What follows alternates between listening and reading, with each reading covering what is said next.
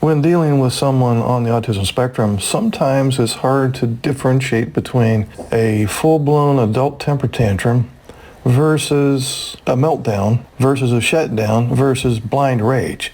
And those are four distinctly different things that have four different precursors.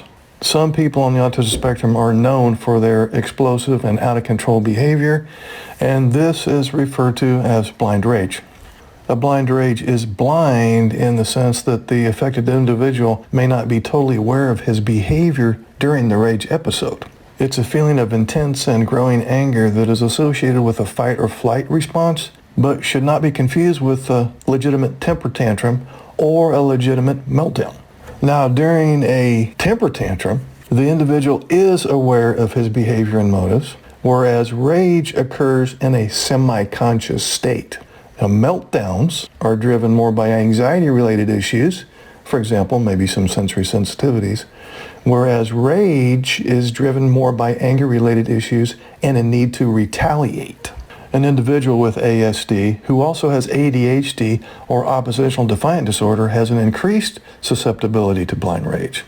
Rage can sometimes grow to the point where the individual is capable of doing things that may normally seem physically impossible. People experiencing blind rage usually feel the effects of high adrenaline levels in the body. The increase in adrenal output raises the physical strength and endurance levels of the individual and sharpens his senses while dulling the sensation of pain. People in a blind rage have been described experiencing events in slow motion. An explanation of this time dilation effect is that instead of actually slowing the perception of time, high levels of adrenaline increase the ability to recall specific minutiae of an event after it occurs.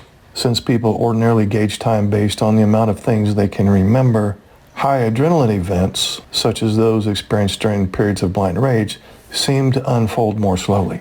A person in the state of rage also loses much of his capacity for rational thought and reasoning and may act, usually violently, on his impulses to the point that he may attack until he has been restrained or the source of his rage has been pushed away or even destroyed. A person in blind rage may also experience tunnel vision, muffled hearing, increased heart rate and hyperventilation. He often focuses only on the source of his anger. Also, the large amounts of adrenaline and oxygen in the bloodstream may cause his extremities to shake. Now, blind rage has three components. The first component is the emotion itself, defined as an affective or arousal state, or a feeling experienced when a goal is blocked or needs are frustrated. The second component of rage is its expression. Some people on the autism spectrum vent or express rage through facial expressions, crying, sulking, talking, yelling, screaming, cussing, being parental, etc. And then the third component of the rage experience is understanding. That is, interpreting and evaluating the emotion.